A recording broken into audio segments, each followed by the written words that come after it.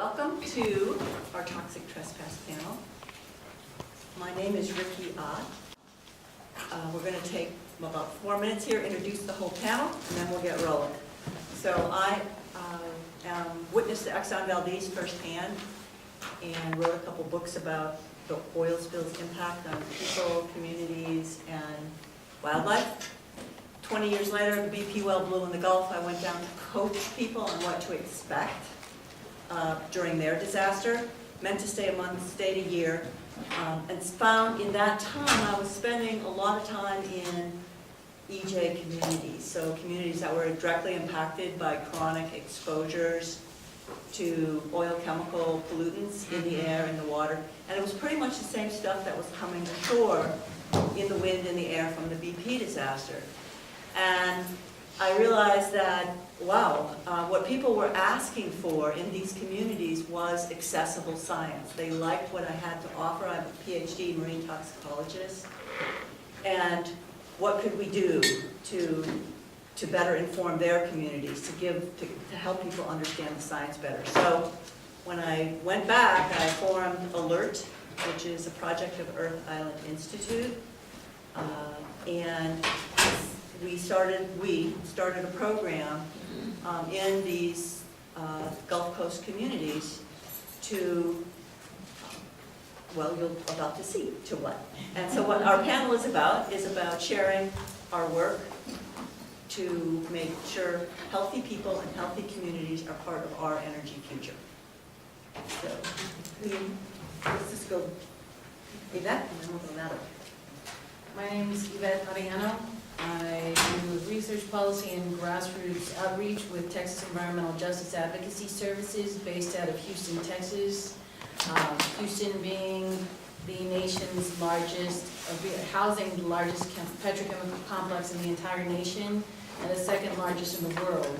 There's a 16-mile stretch from the east end of Houston all the way down towards the Gulf. And so we represent one of many communities that are affected by the toxic exposures of oil, gas, and mainly the chemical industry. So that is who I am. Our organization's been around for over 10 years. And when it comes between who was there first, our community was established in 1834. And oil and gas wasn't discovered and established there until the early 1900s. Hi, my name is Bridget Murray. I'm also from the Houston, Texas area. I'm a registered nurse as well as the founder of a nonprofit organization titled Achieving Community Tasks Successfully. And so we use the acronym of ACTS for that organization. ACTS started out primarily to work within the Pleasantville community, which is a primarily African-American community in 2013 with the idea of infrastructure and other civic needs. And as we continue to work with the community, going through the process of SWOT analysis, strengths, weaknesses, threats, the community identified their concerns about exposure and toxins. And so that is when we pivoted to more of an environmental approach. It was great to meet Dr. Ott in that time, as well as doing work with Texas Southern University, and for those of you who might know Dr. Robert Bullard as well on environmental justice and social justice. So thank you. I'm glad to be here. And Harvey told me to tell you all hi, because he's still in Houston. My name is Tabitha Tripp, and I'm from Southern Illinois. I work with Southern Illinoisans against fracturing our environment. The organization has been around for 6 years. Primarily what we've done is to fight and stop fracking from coming into Illinois. But more recently what I've found out is that people in Illinois have already been affected by oil and gas activity in Illinois, because it's been happening for about 100 years. And people are actually showing up sick. And so when I started learning about toxic trespass from Riki and Yvette and Bridget, I started asking the questions and finding out that, wow, I can start my own little toxic trespass research thing going on. Not that I want to, but we've got people showing up with cancer around a class 2 injection well that are failing. So I'm just getting started on this path. Okay. Thank you all for being here, by the way. So we have developed a toxic trespass training manual, and when I say we did it in the I did it with the Gulf Coast communities first because Illinois came in a little bit later. So this is like the second wave here. And the toxic trespass training manual and slides and learning guide, which is the next step after the slides, how you interface with your healthcare provider, are all available online at alertproject.org. We have a contact page at the end, okay? So we'll get to all that. And this is straight from our manual. Parts of this. This is designed as a teaching tool, and it's definitely created with and for people who need it the most. So this is our accessible science. There's two concepts right off the bat. One is toxic trespass itself. And toxic trespass is literally when chemicals that cause harm to our bodies enter our bodies without our consent.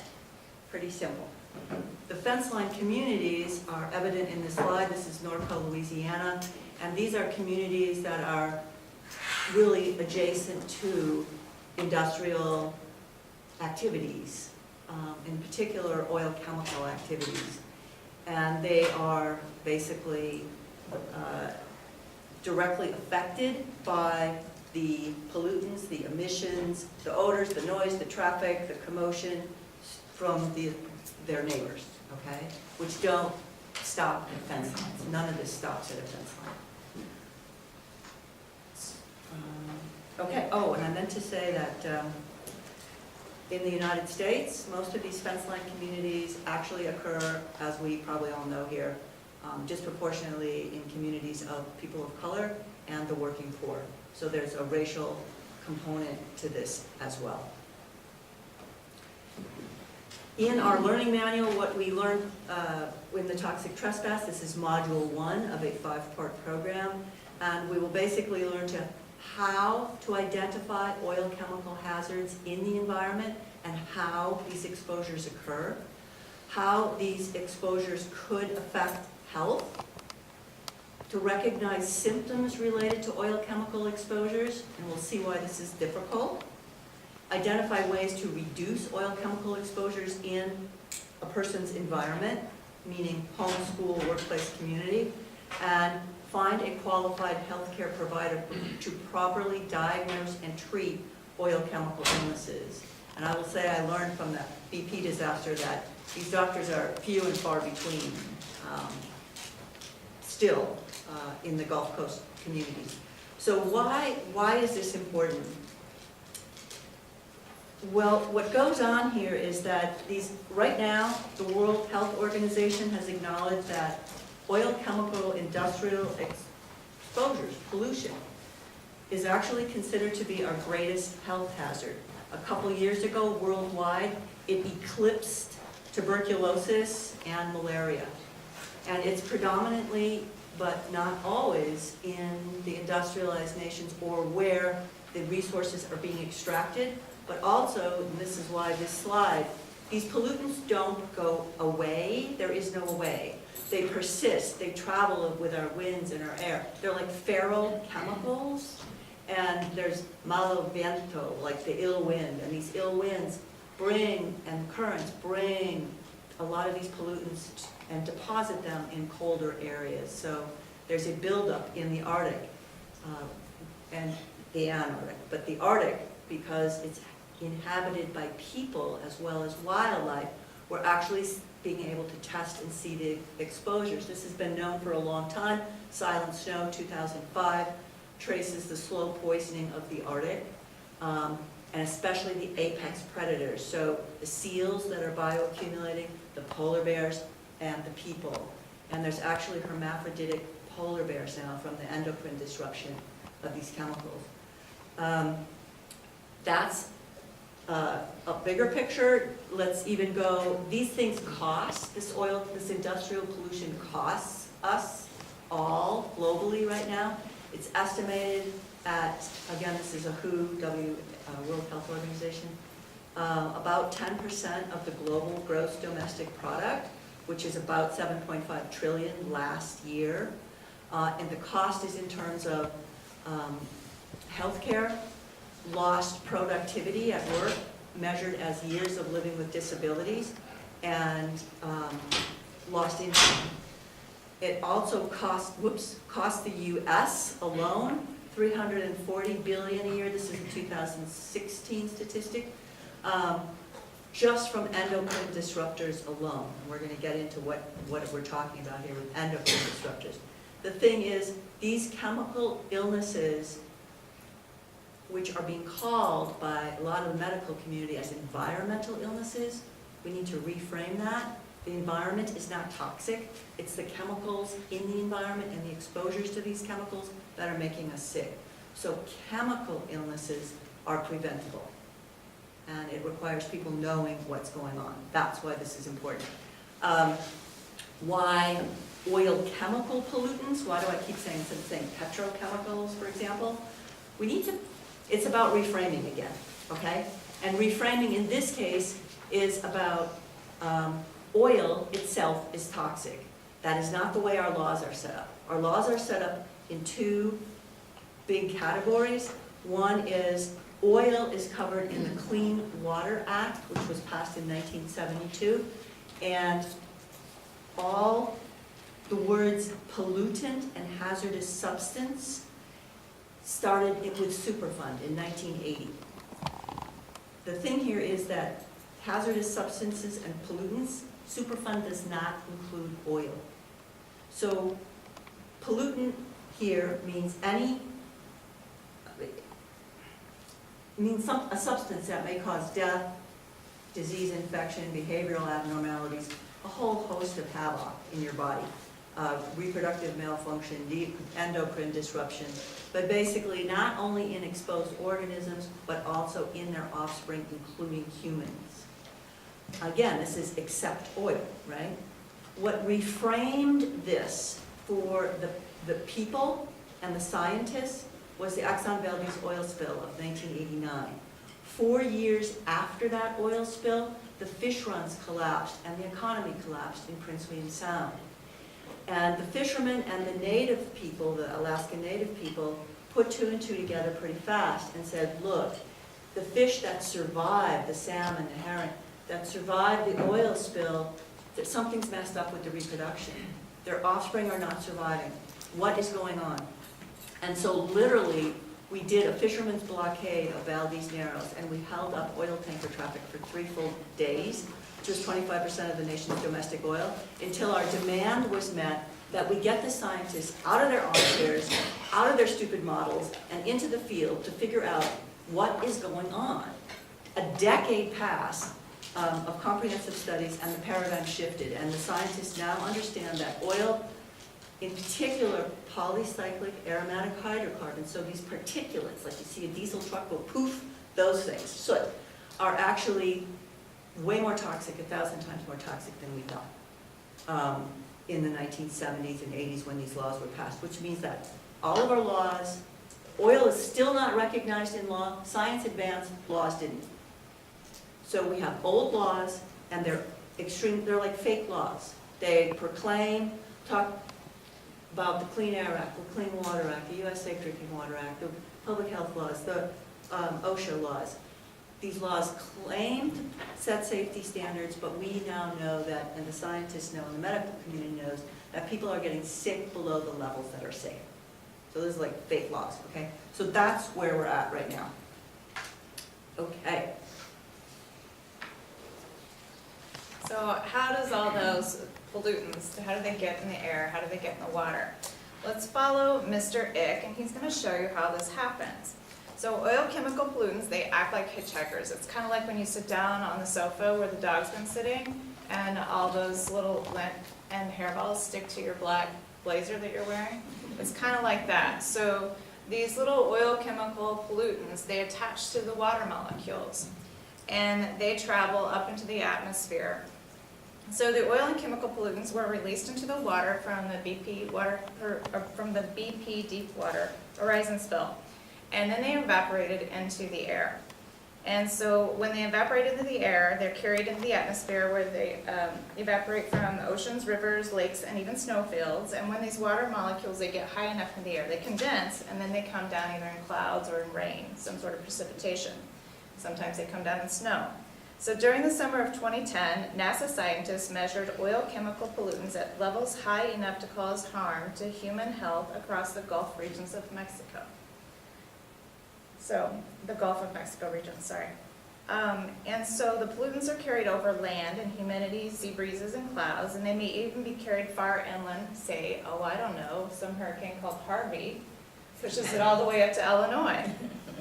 So the pollutants come down in the rain, and they drain into the streams, and eventually return to the coast or the sea, where they drain into the groundwater and the aquifers. Aerial transportation and deposition of pollutants is how oil chemical pollutants and other small materials like dust and pollen can end up far away from where they originally came out from their source.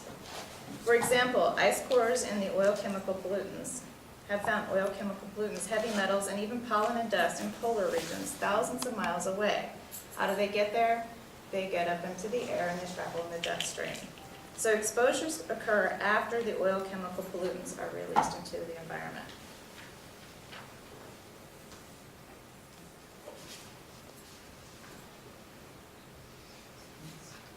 Where are we at? Routes of exposure. Sure. So now that we've discussed how chemicals travel through the atmosphere, we now want to talk about how chemicals enter our bodies. And then these are basically considered pathways of exposure. There are vulnerabilities in our systems. So if you look at the respiratory system, generally through the process of inhalation, generally evidenced by coughing, sneezing, difficulty breathing, runny nose. These are just examples of how your body reacts to inhaling those chemicals. Your Time out. Oh, you want this one? Coordination. Okay, good. Don't mind us. Okay, so we also have, okay, so there are also, you threw me off. So through the central nervous system, that we also see that pathway as well in our blood and then skin through contact.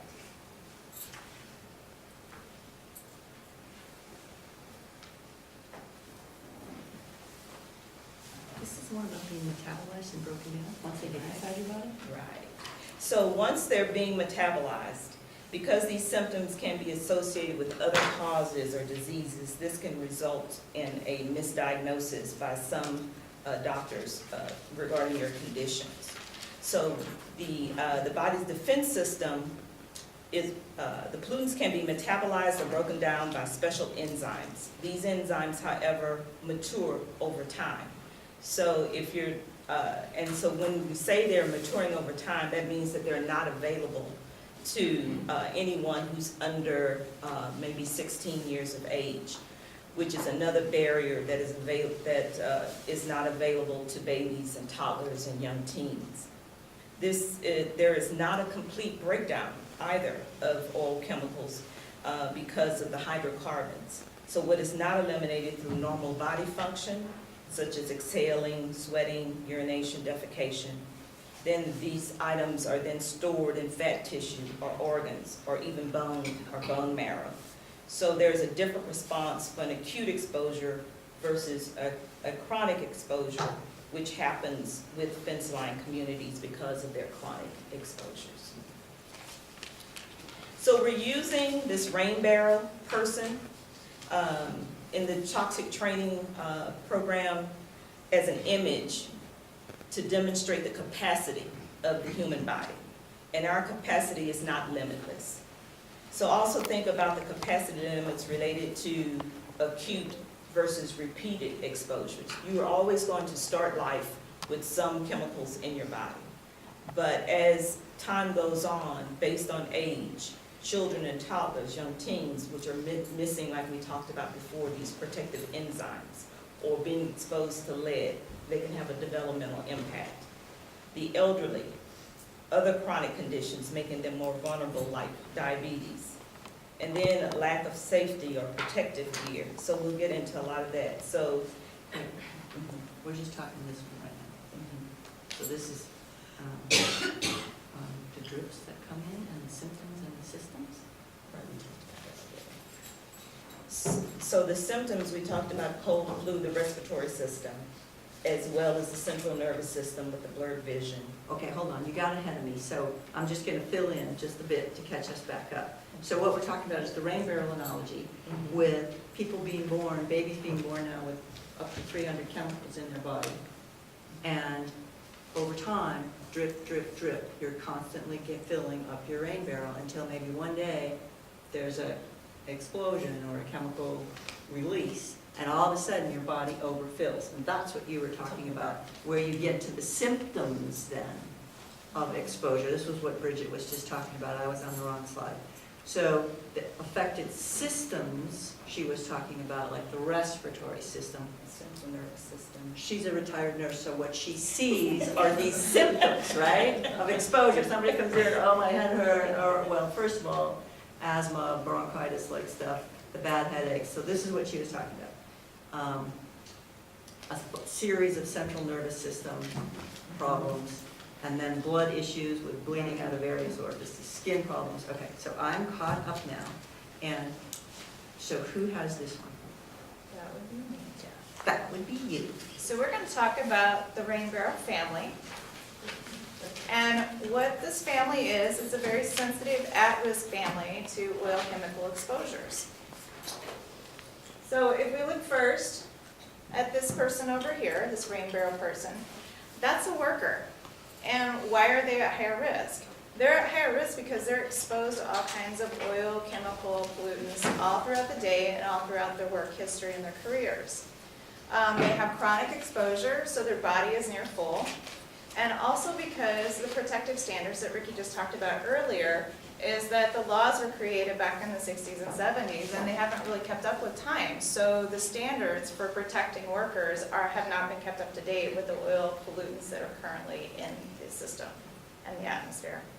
So then you've got the young child, Rainbarrow child, and this person is susceptible and at risk because they're smaller body weight, so their Rainbarrow fills up quicker. They also breathe more rapidly than adults, so they get higher doses into their lungs. They are limited in their ability to eliminate the pollutants from their body, and they're also more likely to ingest things by putting them in their mouth. You know how kids are always putting things in their mouth. Pregnant women are also at risk. They're because of the demands of growing another human or Rainbarrow in your belly. They are having, that added stress on their body, but they are also more likely to be taking some kind of a pharmaceutical, which puts them at risk and more susceptible. The developing baby is also extremely, extremely at risk, mostly because it's defenseless inside the mama's belly. So this little tiny body is taking on gross amounts of oil pollutants into their little developing body, and they don't have a way to process that. They're still growing, they're still creating. And so what happens is that developing body rapidly and many pollutants could interfere with the normal development. Also the elderly Rainbarrow person. So this person may have had an entire lifetime of exposures, and they have decreased ability to eliminate oil chemical pollutants. They're more likely to have chronic health problems, and they're also more likely to be taking pharmaceuticals. So if you want to think about other people who might be at risk, you might want to think about those who have chronic illnesses or pre-existing conditions. So their bodies are already weakened or worn out from dealing with being sick most of the time. Their pollutants may trigger cancers or bring cancers out of remission. Pollutants may also make pre-existing conditions worse, like asthma, COPD, cardiovascular problems, blood disorders, seizures, and more. So African Americans are also more susceptible to pollutants because Black people are more prone to cardiovascular problems and blood disorders that may be triggered or made worse by exposure to oil chemical pollutants. We suspect most people of color are more susceptible to pollutants, but the science and the standards have not caught up yet. So think about all those EJ communities and fence line communities that are people of color. They are more at risk.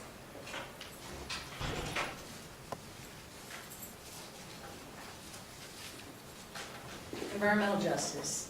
So environmental justice it kind of breaks down, there's no official definition, just putting that out there. But it basically means a fair and equal treatment of people regardless of race, color, national origin, and it's about treating all communities with the respect when it comes to the development and implementation, enforcement, and with environmental laws, regulations, and policies. Environmental justice stressors are prevalent in these vulnerable communities because the communities also lack proper health care, already low income, have little access to political power because they're seen as non-voting populations. There's also a lack of good education that puts people at risk when they're coming to understand how they're affected by these things. So all of these issues intersecting with each other cause, again, the communities to be vulnerable when it comes to environmental exposures. The second thing we're going to talk about is sacrifice zones and what they are.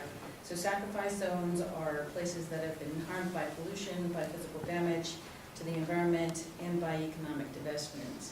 There is no real connection between an economic boom in our communities and the extraction of oil, gas, or other chemicals, or the refining.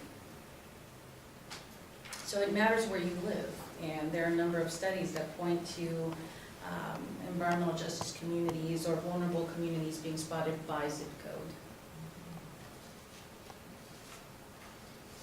Temporary jobs. So the industry doesn't produce a lot of full-time jobs. It produces a lot of temporary jobs. And the issue with temporary jobs is that they have no pre-hire screenings. There's inadequate training. Folks tend to not have safety equipment like respirators when they're out in the field, and the standards are outdated. There's also an issue with take-home exposures, because if you have a temporary worker taking their clothes home and washing it with the rest of the families, then the rest of the family's clothes are also exposed. The children, pregnant women, the elderly. Remember those susceptible populations. Want to go through the story? Go through just with this comparison, that's not, that comparison. Employee versus. Right. So in the image, what you can see is a number of temporary workers, and temporary workers tend to be vulnerable, from vulnerable communities, or people of color, or low income and low educated people. What you can see in the EPA image is you have an EPA worker out there with a respirator. He's got some sort of monitor, a helmet. I mean, this guy is fully covered up compared to a temporary worker that simply has a fluorescent vest. And if you look at his boots and notice the boot covers are just, he's wearing home clothes, right? Clothes that are going to go back home to be washed with the rest of the families. There's no headgear, there's no protective eye gear, there's no respirator system. You can see the same thing happening with this gentleman over here who's trudging through the water, and again, is simply wearing a t-shirt and a vest so he doesn't sink, but there's no other protective gear. Yes? Sorry. Are companies held harmless from liabilities for temporary jobs? Pretty much. The BP oil disaster was the first time ever that there was a class action medical benefits settlement that acknowledged harm, health harm. It's Exhibit 8 of that from the disaster, but it's and they acknowledged the respiratory problems and the central nervous system problems.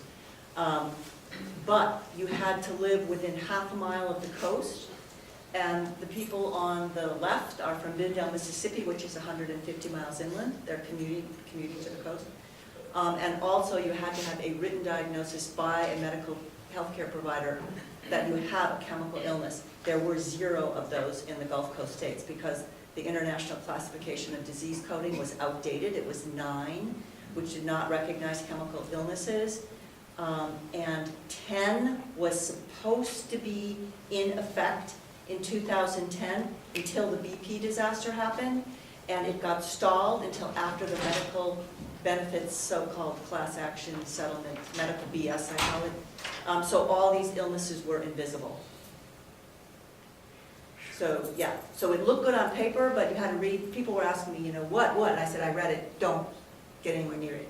So the no pre-screenings for health issues, workers are not well informed, no respirators or protective gear when it comes to these major exposure pathways, and no follow-up health care. So you have a temporary worker that's been doing all this cleanup, and then they start having symptoms a month later or a week later, and there's no means or resources for them. So again, workers of color in particular are at a higher predisposition for these illnesses. And again, they're going to take these exposures home to their families. So I've worked several oil disasters now, and the workers have been told not to wear respirators because it looks scary. It looks like the pop. Why should people be swimming during the BP disaster? Why should hotels be open if people are on the beach with respirators and all this hazmat gear on? It looks weird. So it's worse than what you're suggesting. This is an intentional throwaway thing that we have going on here with contract workers. Okay, I think we're ready for chronic and multiple exposures. It really adds another dimension to sacrifice zone, Yeah. in my opinion. So with chronic and multiple exposures, what people are experiencing is exposure to endocrine disruptors. The harm is not initially evident, and it can take months and sometimes years to actually see what you've been exposed to or feel. So the interference is with the body's endocrine or hormone system. These chemicals are called gender benders. They jam the reproductive functions, they cause birth defects and developmental disorders. And they cause a lot of other problems like neurological diseases, immune system problems, cancerous tumors in both humans and wildlife. So I'm going to tell you a little story about the Houston of Canada, and it shows why long-term or chronic exposures to endocrine disruptors and multiple exposures to many different pollutants at one time or over time are so very dangerous. The Amjinang band of the Ojibwe tribe have lived on the St. Clair River between Lake Huron and Lake Erie for over 6,000 years. Amjinang is both the band's name and the location. The city of Sarnia is near the main population of Amjinang and now hosts 40% of Canada's petrochemical industry. There are 62 oil chemical plants within 10 miles of the Amjinang tribe.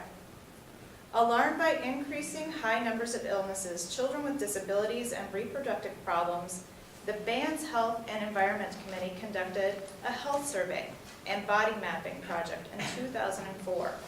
Participants described health issues that were recorded with different colored dots near affected body organs. Trouble concentrating and other memory issues were indicated in the cloud over the head. The results were compiled by male, female, and child.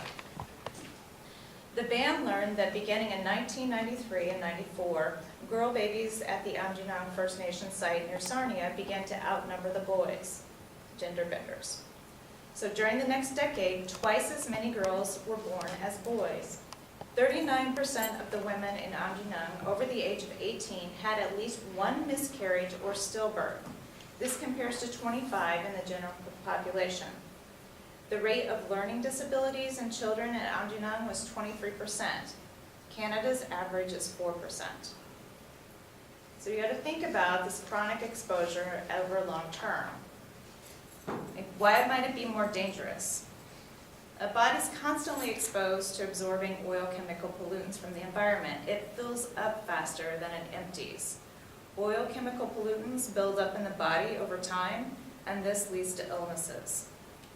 Constant exposure means a baby will be exposed throughout development, from being in utero all the way through puberty until they're young adults. They're constantly exposed. Many endocrine disruptors interfere with the growth and development. Exposure can cause long-term health and development issues in children. So do you think people, especially in these fence line communities, are exposed to only one chemical at a time? No. No, there's multiple exposures to multiple chemical pollutants over time. So what happens is that crude oil is mixed differently. It's got different hydrocarbons like oil volatiles, oil particulates, oil sludge. And the pollutants will often target the same body organs and disrupt the same body functions, but they may be different chemicals. So this double whammy makes multiple oil chemical exposure more dangerous than exposures to a single pollutant. It's like 1 + 1 = 6. It doesn't really add up. So another reason why the multiple oil chemical exposures are dangerous is that safety standards are based on exposures to single oil chemical pollutants or a single hydrocarbon in a crude oil.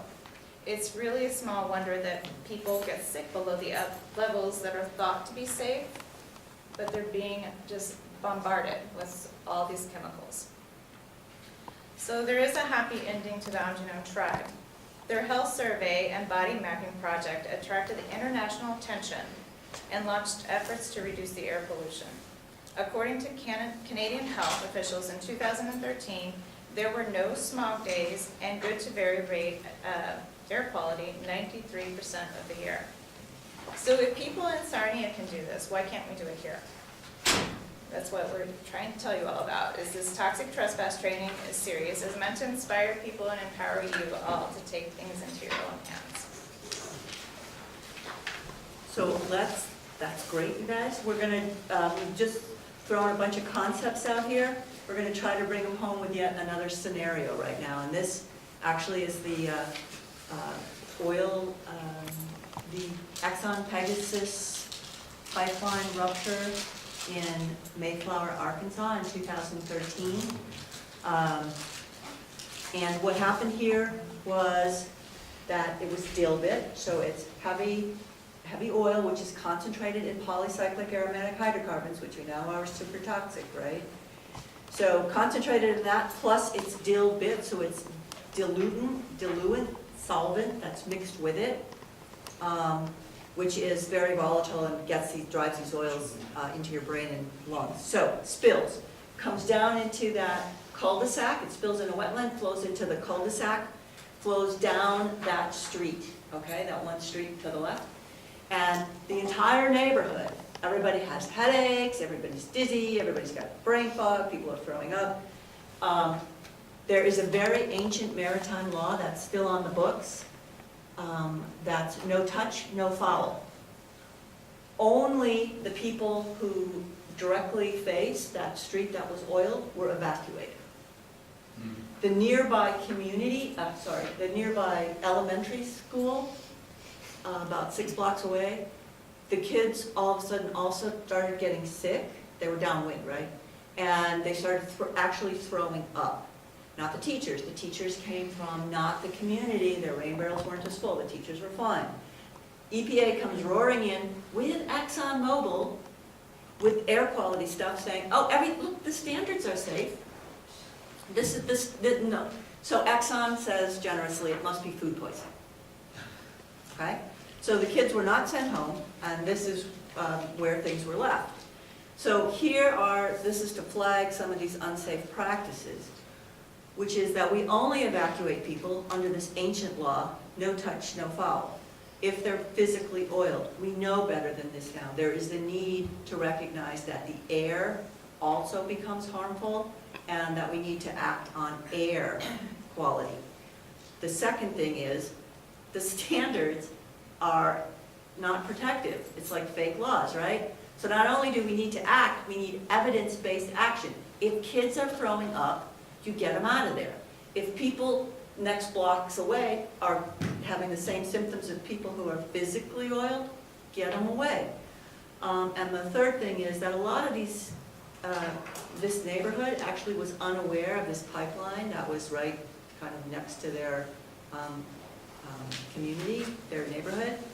So that we need to know, there is a right to know actually, the risks and the routing of these oil chemicals through our neighborhoods, through our urban and rural areas.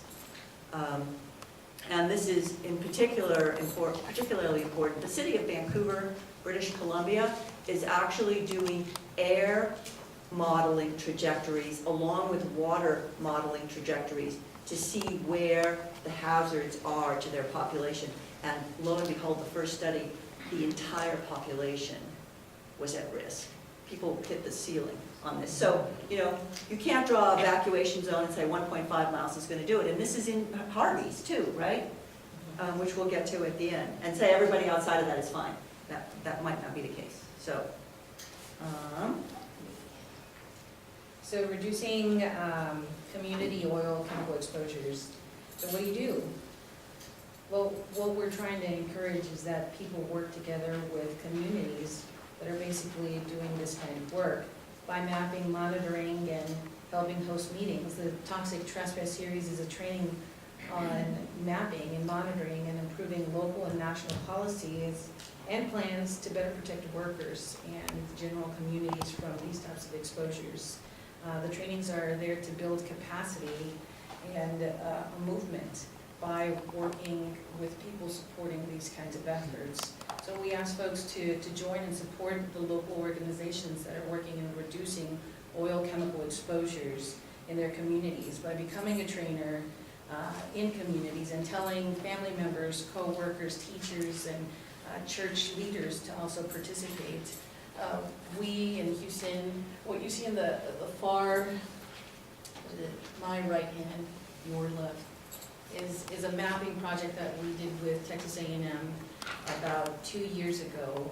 They broke up the community of Manchester into 30 zones, testing for 5 different metals: arsenic, barium, chromium, mercury, and lead. And they found elevated levels of pretty much every one of those heavy metals, and they only tested for those heavy metals, with the highest or the most dangerous levels being in barium. So the 2 heaviest zones for concentrated barium were next to 2 parks, both in the corners of 2 parks. One used as a soccer cancha, or a soccer field, where the entire city's like soccer teams ages 4 to 16 play every single weekend and practice in. Also, right across the street from a sulfuric acid plant. The other one was in Hartman Park, sitting across the street from Contanda Chemical, that houses 87 major atmospheric or chemical storage tanks of everything from sulfuric acid byproducts to petroleum. So that was one of our mapping efforts, but it was definitely community-led. So how can communities give further information to individuals? So how can, in this process, we give more information to individuals so that they can reduce their exposure to pollutants? And so we approach this from the idea of around your house or your yard, your water, your food, jobs, school, community. So some of these you may be familiar with, but we're just going to review just a few for you. So around your house or your yard, you can be very selective with the type of paint that you're using inside your home to make sure that it's VOC free. You don't want to use particle board products when purchasing furniture. Regular washing and cleaning of throw rugs and curtains, even of course cleaning of your carpets. And then with yard products, you want to select non-toxic ingredients, and also the use of air filters in your home, making sure that those being changed regularly.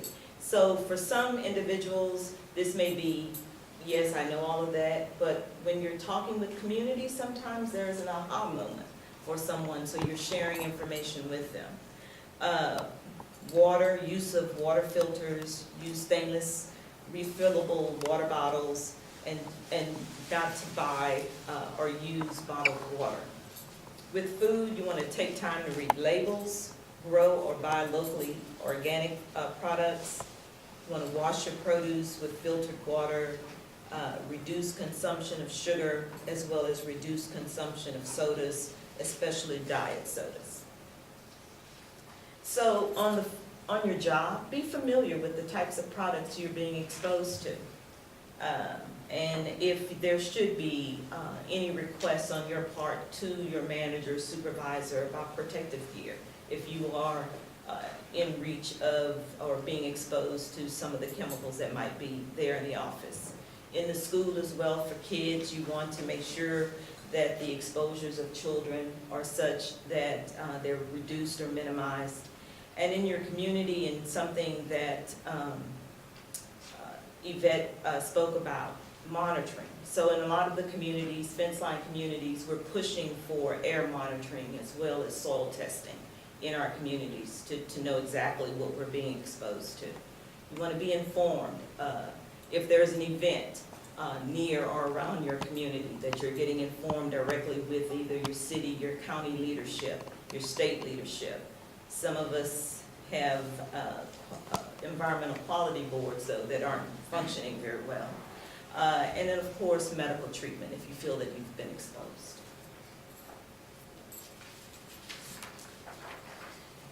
So again, speaking about the immune system response.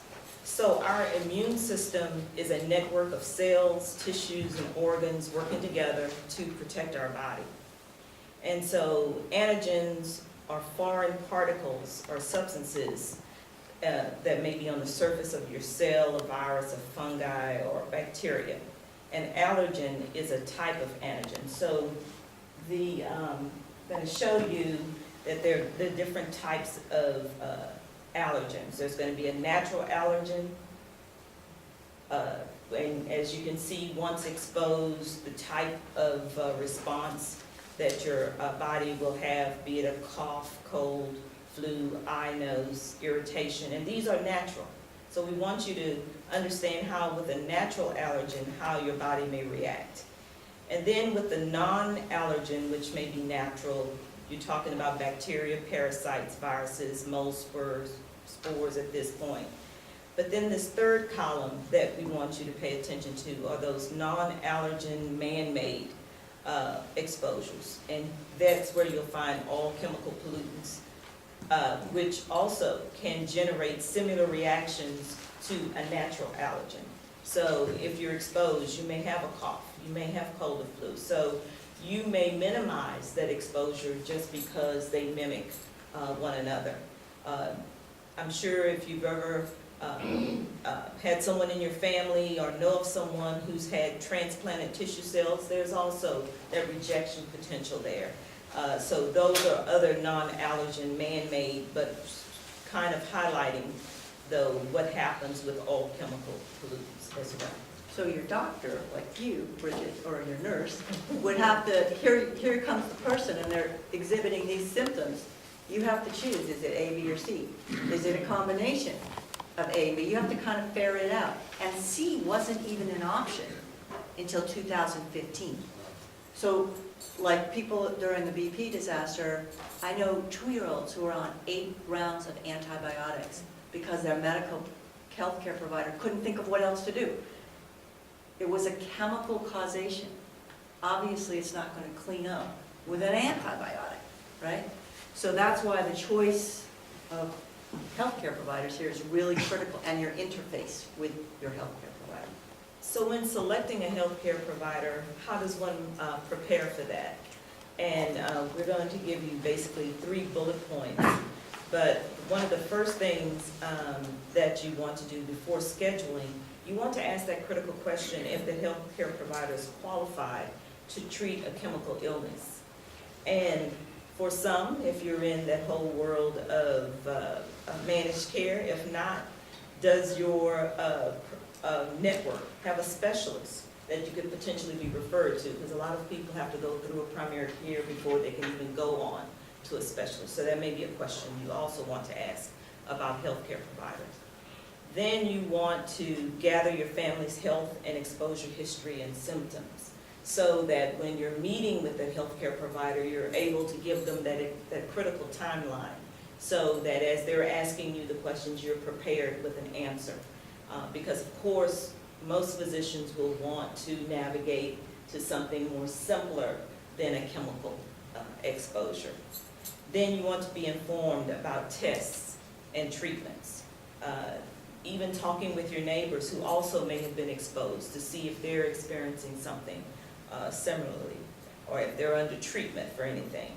And of course, one of the very important steps that we want to share with you is believe in yourself. Because if you're being treated and you're not getting any better, and you know that that potential of an exposure exists, you want to make sure that you continue to press that point rather than continuing to take on treatments that may not be beneficial or helpful to you.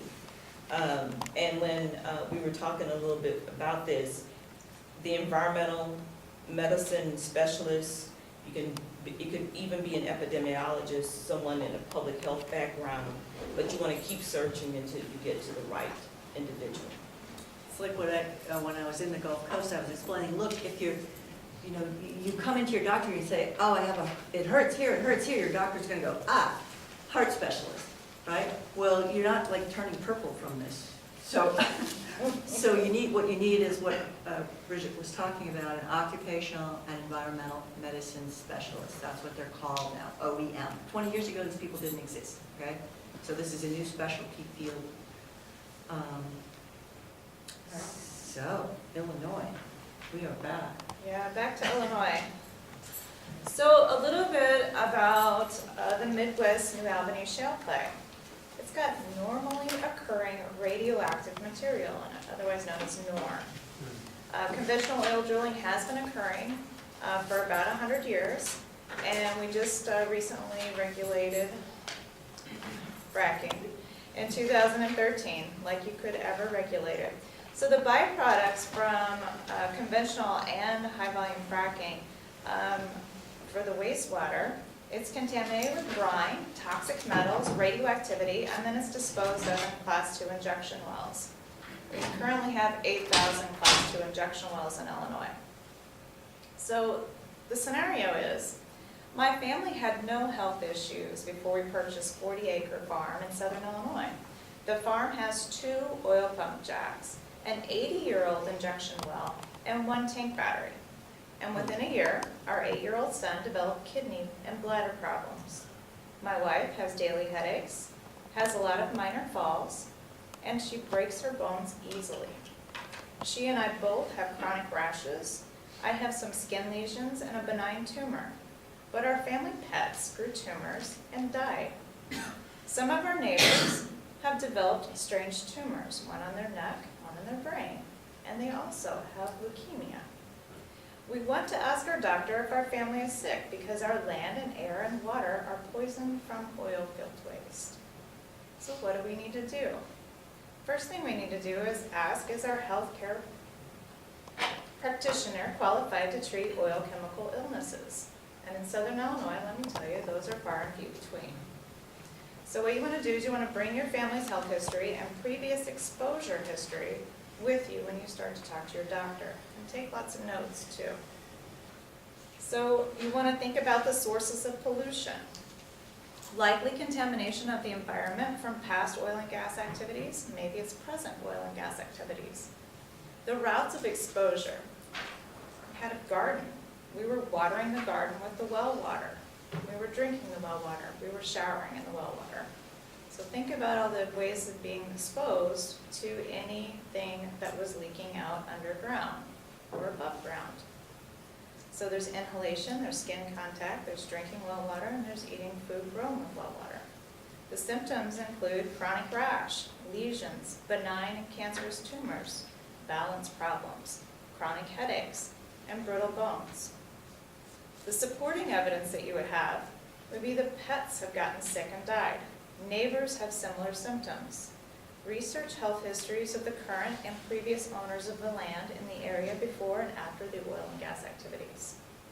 So you research, and as you can see, we've researched all the injection wells in White County, owned by the same company, by the way. And then what we did in the upper right-hand corner is we mapped out everybody that was sick within the 1 mile radius, and we came up with 9 people total. What's the scale of that map that you're pointing at? The one on top, it's about 1 mile. Oh. This one's White County, so that one's a little bit bigger. Can't tell you the square mileage. So what we did was we mapped out everybody that was sick, and then we've also mapped out where the injection wells are, but we have not, I have not to date, researched the well records and mapped those out. But we do, and we haven't done the wind mapping either. There's also, you can map out the flow of surface and underground water types, soil types, and the buildings on the land and the neighboring property and the larger watershed.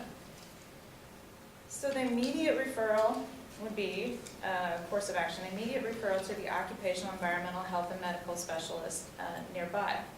And then you want to collect and analyze air, water, and soil samples. And I will tell you that we had soil samples and we have water samples, and both were radioactive.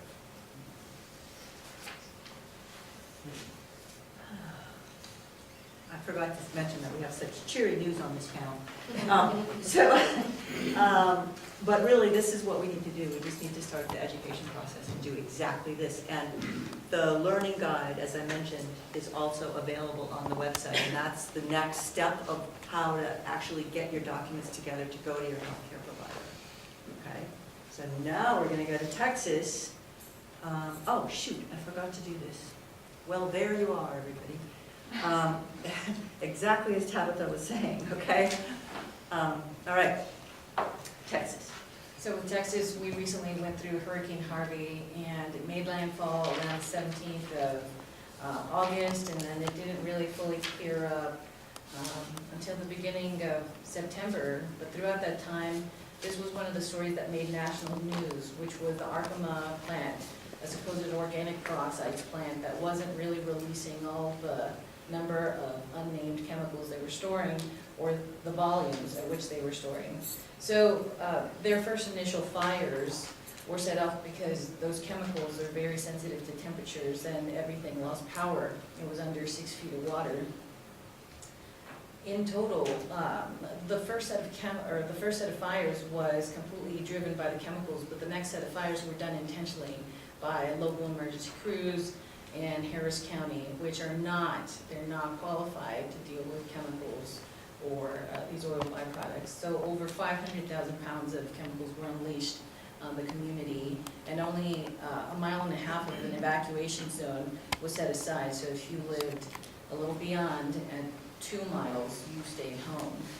We had an intern at 4 miles that had a clear picture of the plumes of dark smoke and was not told to evacuate. So here's our scenario.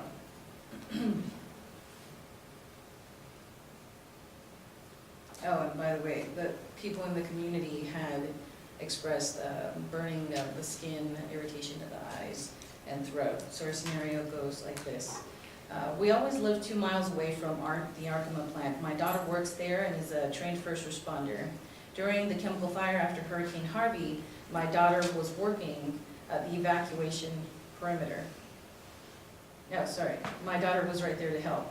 My son was one of the first hired emergency responders, and he was there to secure the perimeter. He had some job training, but nothing like my daughter's. My daughter's fine, but my son was one of 7 emergency responders who got sick from the smoke. He's been really tired since the disaster, and now he gets sick all the time. He and his wife are trying to have another baby. They're having trouble getting pregnant again. How can my son prepare to visit his healthcare provider? So some general information is that, is your healthcare provider qualified to treat oral chemical exposures? To bring your family's health history and previous exposures, and the rest of the guide helps people find out what that is. The sources of pollution. Is it due to chronic exposures from oil and gas activities in the air, water, land, or food? And what are the acute exposures from these chemical explosions that have happened over the last 2 months since the flood waters entered in? What are the possible indoor air pollutants from fence line, oil and gas activities, and consumer products, along with the flood waters and mold and mildew that have built up? What are the routes of exposure? Well, their inhalation, the skin contact from people trudging through that water, and also being exposed on site, the drinking water in the local area, and any locally grown food that is being consumed, because that area is also a rural population, and so they have livestock, and they do grow food. So what is the supporting evidence? Are other first responders sick? There were 7. What about the community members? Any pets? And what are the disclosures on the chemicals that were released? And after that, then what are what's the next steps or the course of action? Referral to the OEM specialist or an OBGYN specialist would be your next steps. And the thing here is that there are now OEM specialists for children, because it's a different set of concerns. So adults and kids. And I think what we're going to do now really quickly is just talk about what's next for each of us, and then we'll open it up to questions. So, and this is why you have these little cards. So as you're listening to the what's next, if you in particular want to get in touch with one of the panelists, you can write your contact info on and what it is you're specifically concerned about or interested in. We didn't discuss this. Does anybody have a particular order? Go ahead. I have my stuff written. Okay, so the alert project will be working to further develop this module, this training module. It's a 2-year, 5-part training module. We definitely want to get, we've only developed the first 2 modules, and we have these amazing communities that are sort of pilot testing this. We want to get back on that. On the broader front, the current administration has frozen the, has done a number of things on oil and gas front in terms of oil spills. So let's just jump to that for a second. One is that the National Contingency Plan regulations, which are the rules on how dispersants are used during these oil disasters. There was a lot of lessons learned during the BP disaster. Obama administration started a rule change to make it safer, to scale back on use of these things, and the current administration has frozen it, while at the same time, of course, opening oil and gas lease sales in our public waters. Sorry, which rules were those particularly? Say it again. You don't mean spell it out, just... The National Contingency Plan rulemaking was open in 2015 and closed. It closed, and there was supposedly a year or 2 years to get that done, and it didn't get done. And there was over 600 people that participated in that, and 11 oil companies that wanted to continue doing business as normal. So we're trying to, Alert will be working on trying to figure out ways to get those dispersants rules out.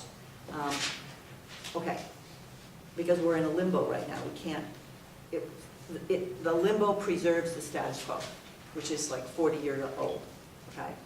We know better. And the next 2 things really quickly are these oil and gas lease sales. Alert is very interested in opening, doing public comments that would put us on record as saying, look, you're cutting back on all the safety measures, you're cutting back on our ability to prevent and respond to these things, and you're opening all this up. This is a fiduciary duty to protect the public trust, the ocean. So looking at what the climate kids are doing in the atmospheric trust litigation, do a public trust litigation based on protecting our oceans, just in general. And there is a film coming out. It's going to be released in 2018. That's going to be an expose of the public health effects of the BP disaster called The Vanishing. So just be mindful of that. For us, something that we're working on with Tejas and a number of other communities and other organizations is the chemical disaster rule, or the RMP rule. So we've been working on this for a couple of years now, even though the RMP rule is something that was already decided 3 years prior to by the EPA. And so with the RMP rule in place, something like Arkema would have forced that entire company, would have forced Arkema to basically disclose these are the chemicals you're affected by, would have updated that evacuation zone that was already completely outdated, and would have been a little more transparent. So the idea of a community has the rights to know is not true. At least it wasn't true for the community of Dayton and Crosby that were around the plant. So that was probably our first priority during the entire storm. In fact, the judges that we're seeing, because the RMP rule is sitting in the Court of Appeals, and the judges, obviously, we're looking at the news and we're looking at temporarily suspending the suspension of the RMP rules. That didn't happen. Instead, we're really hoping for an expedited ruling coming in early summer. Following Hurricane Harvey, the Disaster Recovery Fund that was set up by Houston or the entire region is basically going to paying off the profits that were lost by the oil and gas industry. And that money isn't necessarily being used to update any of the equipment at these facilities because there's no regulation, there's no enforcement leg pushing them to use that money for those purposes or to look into any chemical substitutions that might be healthier or safer for communities that might not be so either temperature sensitive.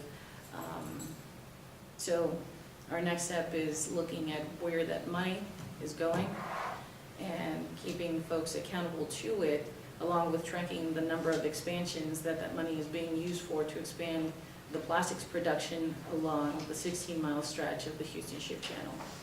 So we're trying to bring together our community partners to also be a part of these efforts, including Bridget's community in Pleasantville and a number of others along the Ship Channel area. Okay, so ACTS right now is in the process of working on increasing some of our academic partnerships. In fact, we recently joined with the Historically Black Colleges and Universities Environmental Justice Consortium, which has a focus in the Gulf Coast area, and they selected one organization in the 5 states around the Gulf Coast. So we were very proud for ACTS to be selected for the consortium. So right now we're just in grant year 1 of 5 with that particular project, and we're looking to develop groups for citizen science projects. We're in the middle of air monitoring with the Environmental Defense Fund, as well as working on a school community garden project in our community, looking at different agencies. We've gotten some support from local politicians as far as our county commissioner, as well as some grants for that project. Because not only do we deal with the environmental issues, we're also dealing with those social justice issues, living in a community where you have to drive distances just to get to food access. And when we say food access, you know, everybody has their own definition of what's a grocery store, but if you're looking for fresh fruits and vegetables, that to me is a grocery store, not the thing that's on the corner. So, so we're looking at food access as being one of the issues there in the community. And similar to what Yvette is talking about as it relates to Harvey and what's happening in the city of Houston, working on various committees that are looking at the local policies for equity, for Harvey recovery and communities of color, and how there's a big focus on 1 or 2 sides of the city versus having an approach that is inclusive of a lot of the minority communities that were heavily impacted by floodwaters. So in Illinois, because we're just getting started on this scenario was actually true. That family is suffering from radiation exposure, but unfortunately what we saw happen last month was that they couldn't prove it, and so they ended up in a gag order with the oil and gas company. So what SAFE intends on doing is finding an additional, and this sounds really bad, there's a pancreatic cancer cluster happening about 10 miles up the road from the same site. And so what my intentions are is to actually map out that pancreatic cancer cluster around another class 2 injection well that has failed. And I'm going to go after that oil company, and I'm going to put them down. That's my own. But in order to do that, what we have to do is not only that, we have to map it out. We have to map out the class 2 injection wells. We have to map out the aquifers. We have to do water testing. We're gonna have to get out the Geiger counters and do some soil testing and educate the people around it. What I'm finding is that in this county in particular, we have about 17 to 19% unemployment rate. There's a lot of roughnecks that kind of like are part-time employees. And what they swear by is that, you know, they didn't see it, they didn't smell it, they didn't taste it. But radiation, you can't see it, smell it, or taste it, right? And so before you know it, long-term exposure is making you brittle bones, it's giving you cancers, it's making people sick, it's giving your kids leukemia, non-Hodgkin's lymphoma. And so if we start to educate people about their exposures, I think that we're gonna have a better chance at actually starting to talk to our legislators and banning fracking and banning conventional oil and gas drilling in Illinois, because what it's doing is it's making us all really sick and not very smart. So that's my plan. And I don't know how many of you, I need to talk to you about a lawyer I know that made his career on children playing in playgrounds where they had the 48-inch pipe that was being recycled from the oil industry, and instead of discarding it, they gave it to the school, and it was all radioactive and kids. Yeah. And that lawyer made his career on that, so I get to see. Problems Get you. happening, Yeah, okay. Well, and if you guys want any more information about what we do in Southern Illinois, I got stickers up here and brochures. Right, so we're not going to transition off oil unless we do it together, all of us, all regions of the country. And that is why I'm investing my time in the belly of the beast, what I call, along the oil corridors and where people are the sickest and the most exposed, because we need everybody on this. And this is a really powerful voice, should they get informed and be able to stand in their power.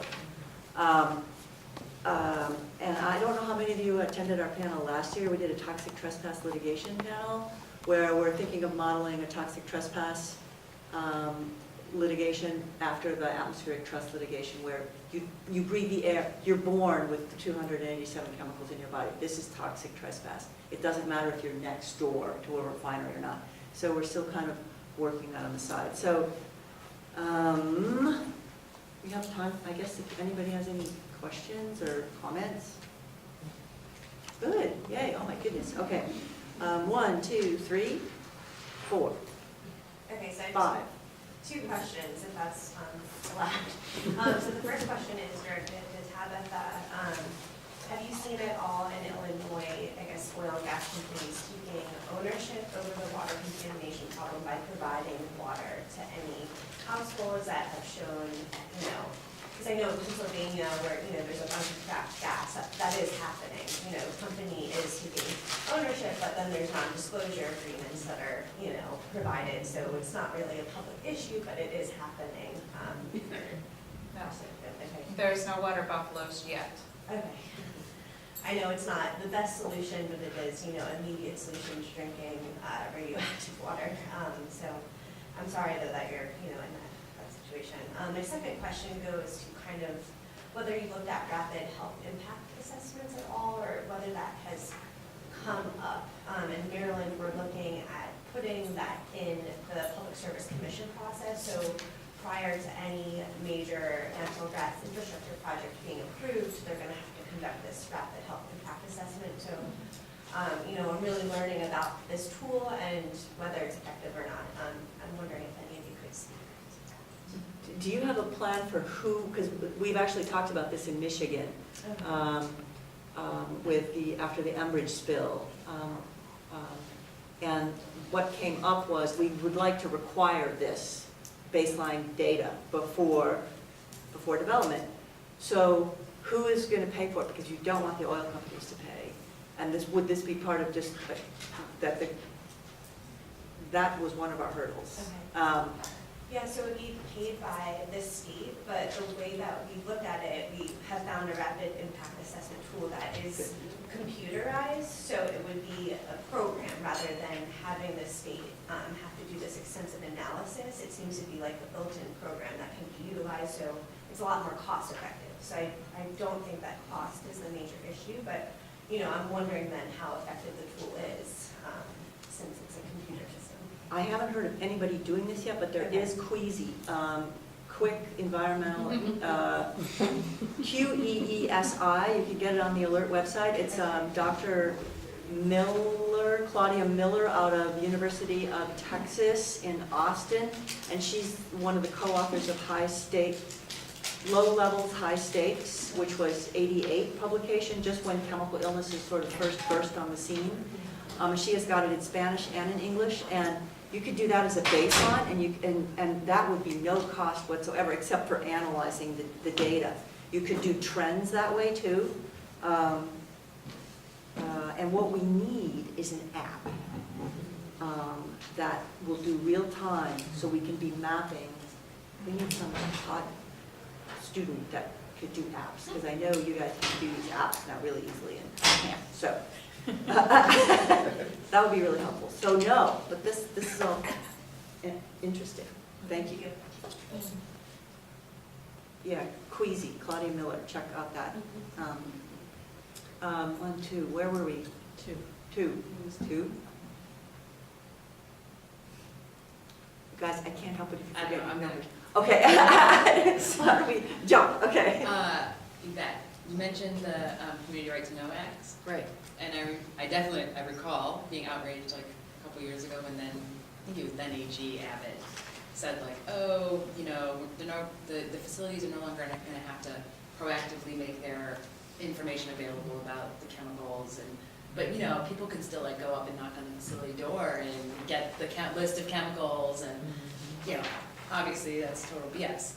But maybe, just as a suggestion, it might be a useful video to pull back up, because it was outrageous, that video, and use it as like as a tool to create some kind of campaign about, you know, this is why we do need these community, and you know, cut next to Arkema, and nobody knows what was released. Yeah, it would be a quick little, Yeah. And the Winkle fertilizer plant. I mean, Yeah. We could make a list for that. Yeah. Texas.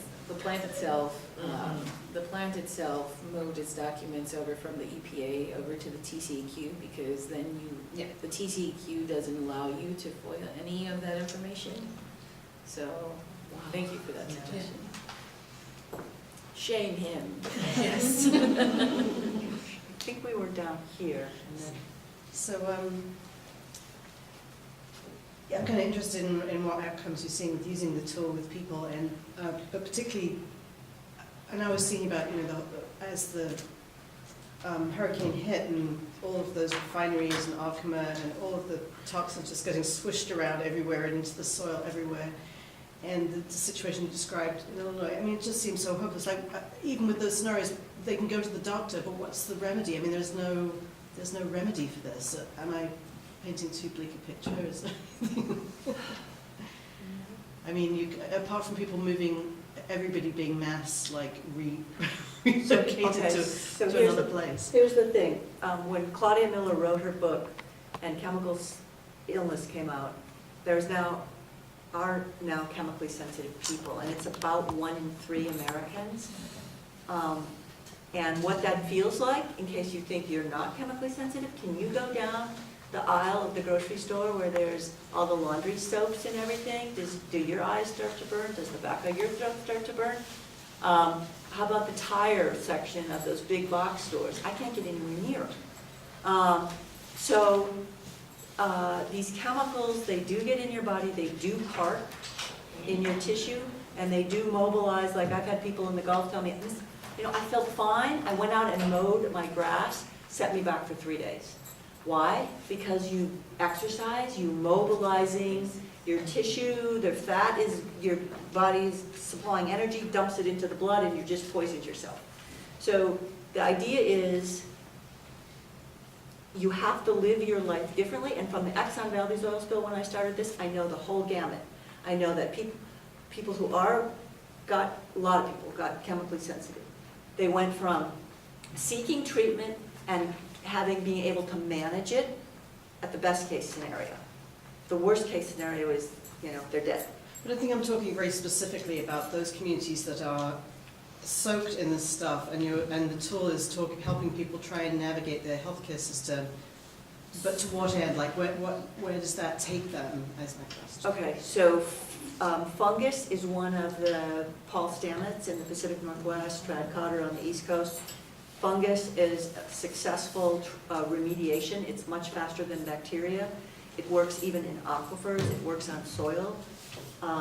So it's a matter of getting people out for a while, treating and getting back. People don't want to leave their home.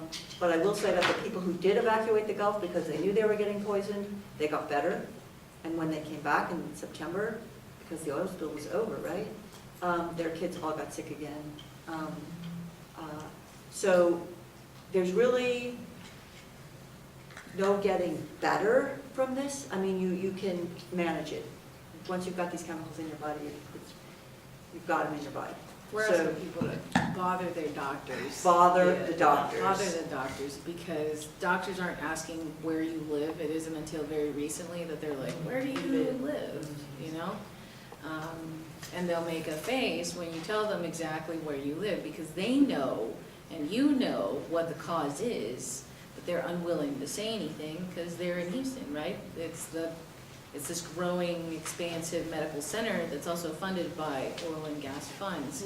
But it's about bothering them, bothering their morale, making it more of a, what was that oath that you signed in the beginning about protecting public health about, and seeing children who have diseases that were born out of the waters carrying all these toxic chemicals, and that really does pull at people's heartstrings whether or not they're captured by oil and gas interests. So just reminding them, having mothers with their children in the room present saying, you know, here's where I live, instead of waiting for the doctor to say it, here's where I live.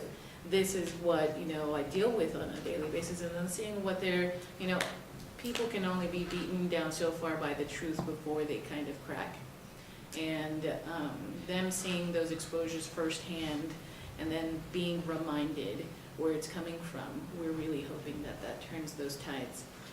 But as a point of clarification, the EPA came down the week after the storm, and we were hand tracking a whole bunch of air exposures, which we ended up stopping after we calculated 15 million pounds of air toxics that were released during the hurricane. There were absolutely no air monitors because they were shut down through the MSS loophole. The governor said this, TCQ said this is to protect millions of dollars worth of equipment. So, you know, you had that. EPA comes down the week after the storm, and we asked them directly, were any of the waters contaminated with chemicals or oil or any products leaching from these sites? And they didn't answer. We asked, are the flood waters toxic? And they said yes. We asked them one more time, then where are these toxics coming from? If we're talking about fence line communities, they're like, well, that they're coming from people's houses. Some folks are getting their hands on industrial grade chemicals. People have Roundup in their home, they have paint in their home, and it's all leaching into the water. There are cars that went underwater. So the oil leaks that you see are from the cars that went underwater, not from these massive containers that, you know, everyone from the Post to the Times to AP reported over leaking above ground tanks that hold thousands of gallons of chemicals. To follow up on this, part of what toxic trespass is about, it dawned on me that if the oil companies had to pay, and fossil fuel companies had to pay for the human health costs of their, if we put that back on their bottom line rather than outsourcing it on all of us, if it's an externality now, they don't have to pay for this. It would be too expensive for them. We could run them out on costs and make renewables better at the same time, better in terms of money. So it's about pushing these costs back onto the burden, back onto the oil industry itself, and which is they're resisting. The other thing I wanted to say is that this settlement, the BP medical benefits BS settlement, never would have happened had I not released 14,000 copies of my books to people in the Gulf for free. People ordered these books. People went to their medical doctors and said, I don't have heat stroke, I don't have food poisoning, I have this. I had doctors calling me saying, oh, you don't know what you've done, you've turned yourself upside down. People are coming in. When a patient comes in and says, I have this, I am responsible for treating them. I don't know what to do. So it was because there were too many people across the Gulf that had connected the dots in their minds, that settlement even popped up. So that's a power of education, and that's what I saw, and I thought, man, we just need to do this in all these communities, right? And let the communities duke it out in their backyards, but helping each other with who's doing what where. If we get this app here, quick, scale it up in other places as well. So this film, to get back to this film, we have hidden cameras on nurses, not this nurse, going into these BP-sponsored health clinics, that there are BP people on the board, and they're making sure nobody is diagnosed and treated for chemical illnesses, okay? But we got it on camera saying that.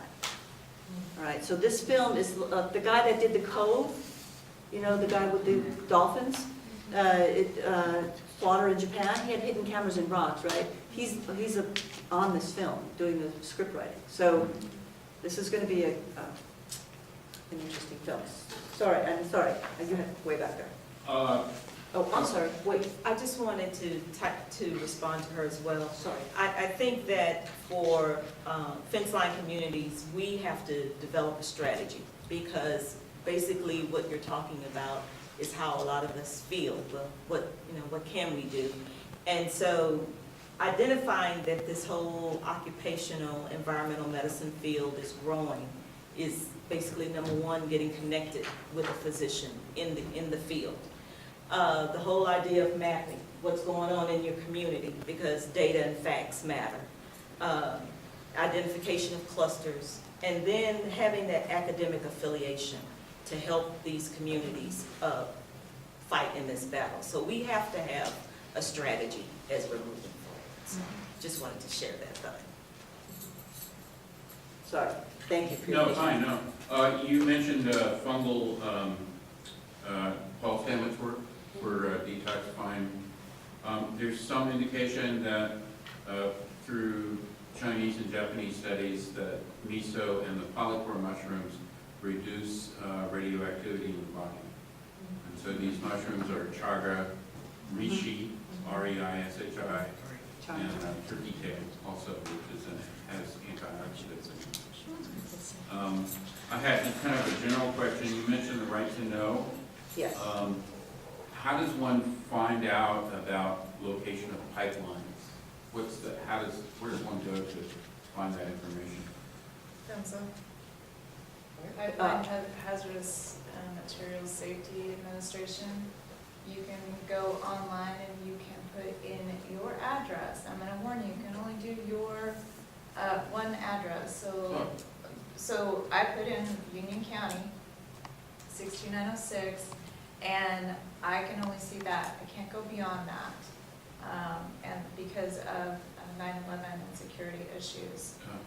But you can look directly in your county. I guess I think you can go at a certain rate, but it's the PHMSA. It's Pipeline Hazardous Materials Safety and Materials Data or something.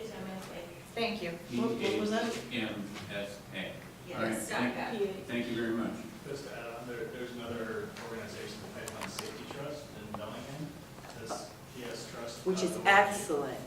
They're great groups, and they have access to all the sort of back-end data, county by county by county. And if you have GIS software, which you can get for free, you can download that and overlay Google Maps and whatnot.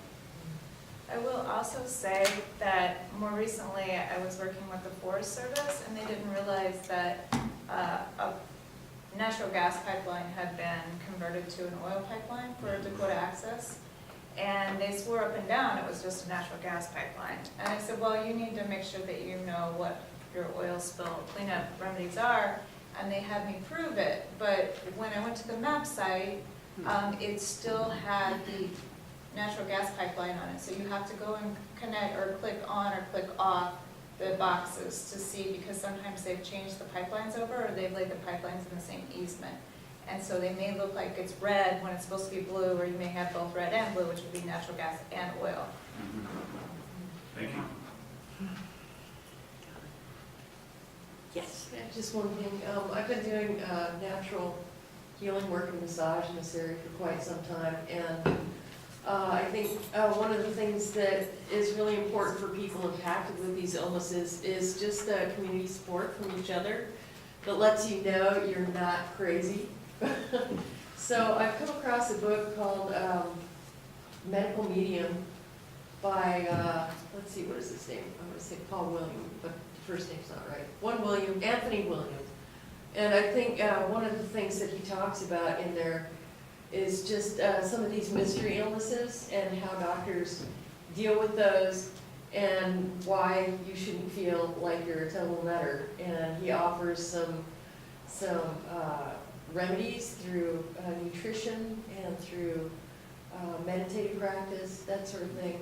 So I'm not saying it's going to cure any of these things, but it sure lifts the weight off your shoulders when you hear someone else's story that resembles yours, and that you're not crazy, and that here's something you can do that doesn't involve heavy duty like antibiotics or treatments.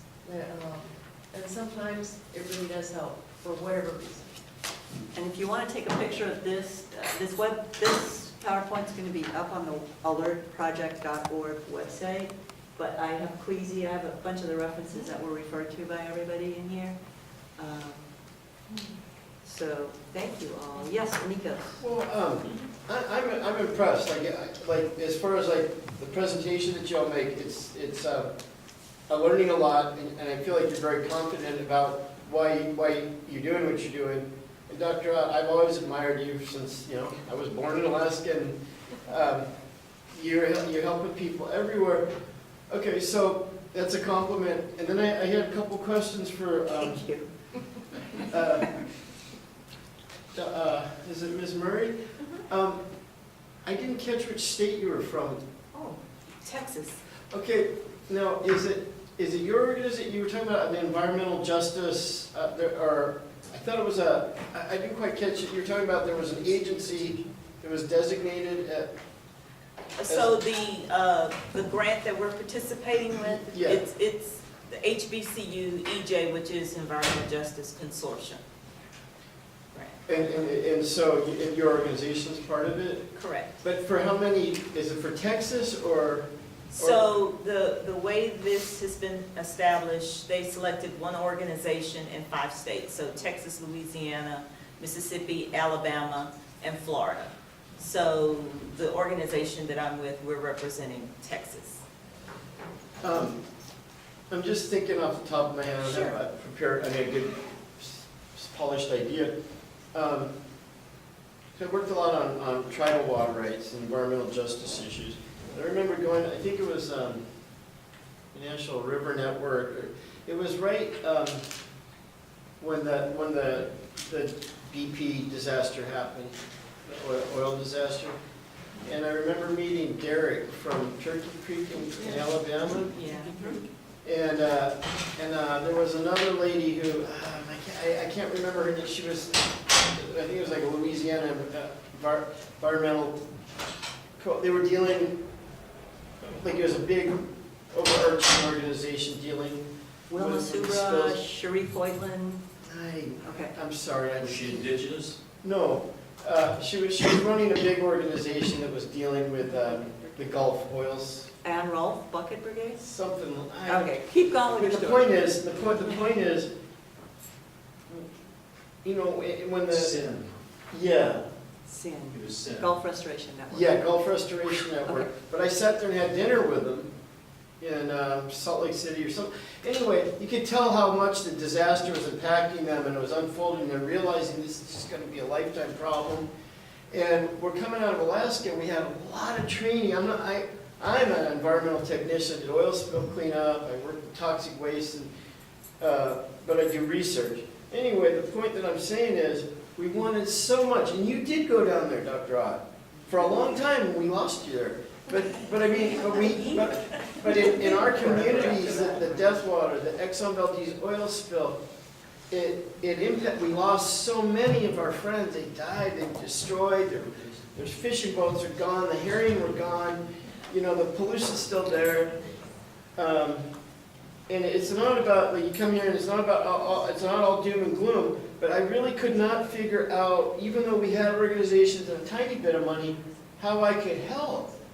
I mean, all we could do is send like emails and phone calls saying we really care, and they're like, don't come here, there's nowhere for you to stay, there's nothing for, you know, even if you have your own money, and they're like, don't come here, right? And what we did make preparations, Alaska, like the Prince William Sound Regional Citizens Advisory. I don't know if I came in late to your presentation, but so I'm on the board of directors of the National Tribal Emergency Management Council.